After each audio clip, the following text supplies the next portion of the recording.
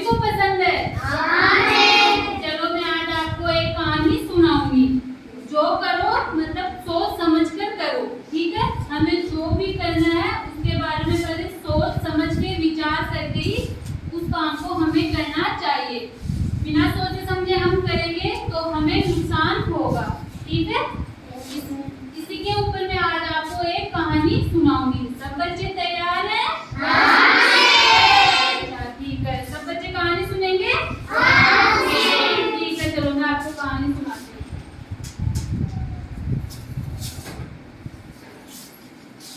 एक गांव में 4 आदमी रहते थे, है ना?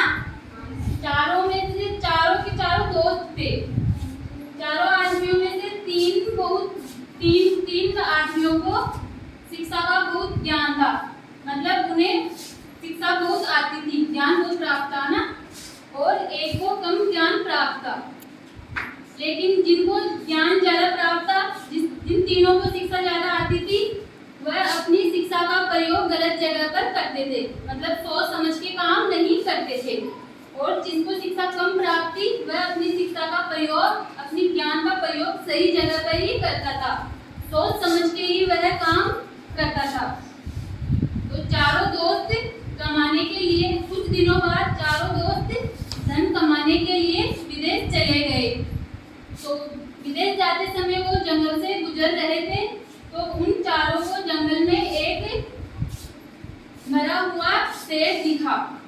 तो तीनों दोस्त बोले, जिनको ज्ञान ज्यादा प्राप्त था ना, वो तीनों दोस्त बोले चलो हम अपने ज्ञान का प्रयोग इस मरे हुए शेर के ऊपर करते हैं, ठीक है?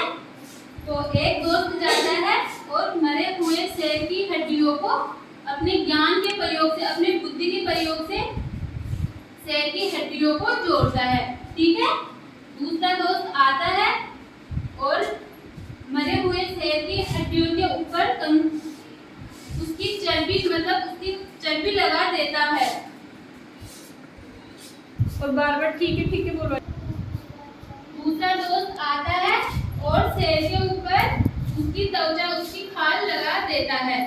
उनका चौथा दोस्त था, वो उनको मना करता है कि आप ऐसा मत करो, लेकिन वो तीनों दोस्त उसकी बात नहीं सुनते हैं। तीसरा दोस्त आता है और बोलता है चलो अब हम अपनी बुद्धि का प्रयोग करके इस शेर को जीवित करते हैं, इसमें जीव डाल देते हैं। लेकिन वो चौथा दोस्त मना करता है, लेकिन वो सुनते नहीं है तीनों किसी की भी। तो तीसरा दोस्त आके शेर में जीव डाल देता है। ऐसा देखकर उनका चौथा दोस्त भाग जाता है वहां से और पास में ही पेड़ के ऊपर चढ़ जाता है। जीव डालने के बाद शेर जिंदा हो जाता है ना, जिंदा होते ही वह तीनों दोस्तों के ऊपर दहाड़ता है और उन्हें खाने के लिए भागता है और उन्हें खाकर अपना पेट भर के वहां से शेर चला जाता है। फिर चौथा दोस्त था ना, वो नीचे आता है, उन्हें देखता है वो तीनों खत्म हो गए थे। इस कहानी से हमें ये शिक्षा मिलती है कि हमें जो भी काम करना है वह सोच समझ के अपनी बुद्धि का प्रयोग करके ही करना चाहिए। बिना सोचे समझे हमें कुछ भी काम नहीं करना चाहिए।